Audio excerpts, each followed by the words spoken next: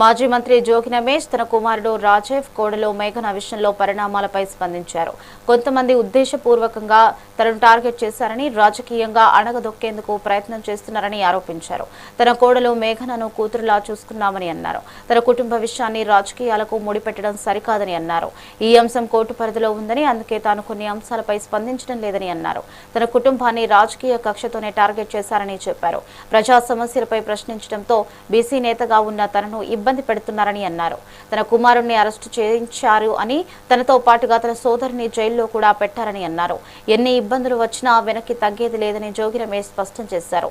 ఏదైనా ఉంటే రాజకీయంగా తేల్చుకోవాలి కానీ వ్యక్తిగత కుటుంబ విషయాలు ఎందుకని ప్రభుత్వాన్ని నిలదీశారు.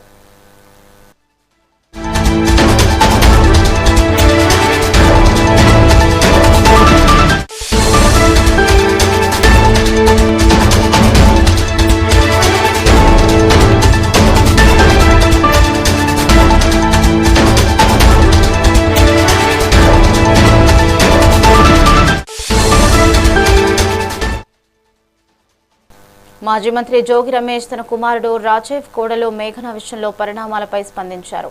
కొంతమంది ఉద్దేశపూర్వకంగా తనను టార్గెట్ చేశారని, రాజకీయంగా అణగదొక్కేందుకు ప్రయత్నం చేస్తున్నారని ఆరోపించారు. తన కోడలు మేఘనను కూతురులా చూసుకున్నామని అన్నారు. తన కుటుంబ విషయాన్ని రాజకీయాలకు ముడిపెట్టడం సరికాదని అన్నారు. ఈ అంశం కోర్టు పరిధిలో ఉందని, అందుకే తాను కొన్ని అంశాలపై స్పందించడం లేదని అన్నారు. తన కుటుంబాన్ని రాజకీయ కక్షతోనే టార్గెట్ చేశారని చెప్పారు.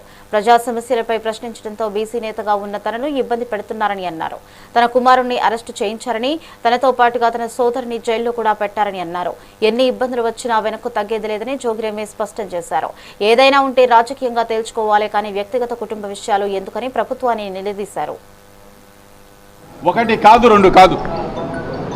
ఒక పక్కన అప్పలరాజు, ఒక పక్కన కారుమూరి సునీల్, ఒక పక్కన కారుమూరి నాగేశ్వరరావు నిన్నటి వరకు నాపై వేధింపులు, ఒక పక్కన మా సోదరి రజనీ మీద దాడులు, ఒక పక్కన మా ఎమ్మెల్సీ రమేష్ యాదవ్ మీద హత్యా ప్రయత్నం.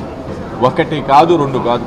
బలహీన వర్గాల గొంతు నొక్కాలా, బలహీన వర్గాల్లో బలంగా మాట్లాడుతున్న వ్యక్తుల్ని రాజకీయంగా పతనం చేయాలని చెప్పేసి చంద్రబాబు నాయుడు చూస్తూ ఉన్నాడు. చంద్రబాబు నాయుడు సర్కార్ చూస్తూ ఉంది. ఈరోజు ఒకటే చెప్తా ఉన్నాం, 2 సంవత్సరాల 3 నెలల కాలంలో మీ పనితీరుని ఒక్కసారి గమనించండి అని చెప్పి అడుగుతా ఉన్నాం.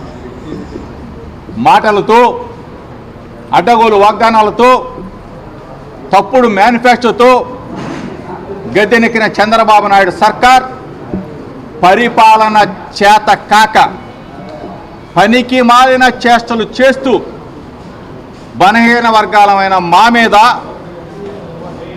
దాడులు చేయాలని, మమ్మల్ని ఇబ్బంది పెట్టాలని, మా ఇళ్ల మీద దాడులు చేయాలని, మమ్మల్ని కూలగొట్టాలని చెప్పేసి చూస్తే నీ పతనం తప్పదు చంద్రబాబు నాయుడు. అతి దగ్గరలోనే చంద్రబాబు నాయుడు సర్కార్ని ప్రజలు పాతర వేయబోతా ఉన్నారు. కారుమూరి నాగేశ్వరరావు, కారుమూరి సునీల్, కారుమూరి కుటుంబ సభ్యుల మీద అక్రమ కేసులు బనాయించావు. ఇది నిజంగా దుర్మార్గం కాదా అని చెప్పి అడుగుతా ఉన్నా. కారుమూరి నాగేశ్వరరావు కుటుంబానికి వైఎస్ఆర్ కాంగ్రెస్ పార్టీ మా లీడర్ జగన్ అన్న అండగా ఉన్నాడు, తోడుగా ఉన్నాడు. యావత్ వైఎస్ఆర్ కాంగ్రెస్ పార్టీ కుటుంబం మొత్తం కూడా కారుమూరి నాగేశ్వరరావు అన్న వెంట నడుస్తాం. చంద్రబాబు నాయుడు మెడలు ఉంచుతాం. అక్రమ కేసులన్నీ కూడా, ఇవన్నీ కూడా తప్పులని చెప్పేసి కోర్టుల్లో ఎత్తి చూపుతాం. తప్పనిసరిగా కడిగిన ముత్యంలాగా మేమందరం కూడా బయటకు వస్తాం. ఈరోజు అధికారం ఉంది కదా, అణచివేద్దామని చెప్పి చూస్తే ప్రజలు తిరగబడతారు. ఈరోజు మీకు ఒకటే చెప్తా ఉన్నా, ఖండ కావరంతో, అధికార మదంతో చంద్రబాబు నాయుడు కానీ, చంద్రబాబు నాయుడు కొడుకు లోకేష్ కానీ రెడ్ బుక్ అని తిరిగితే మీ రెడ్ బుక్ ఇప్పుడు డెడ్ బుక్ అయింది.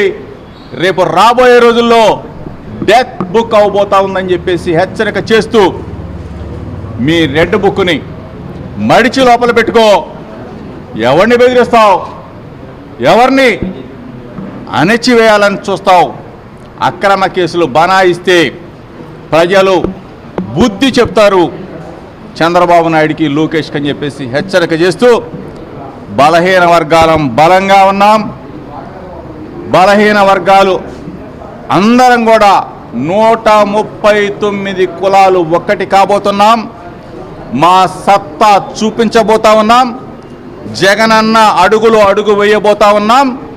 జగనన్నని మరలా ముఖ్యమంత్రిని చేసేదాకా ప్రజలతో మమేకమవుతాం.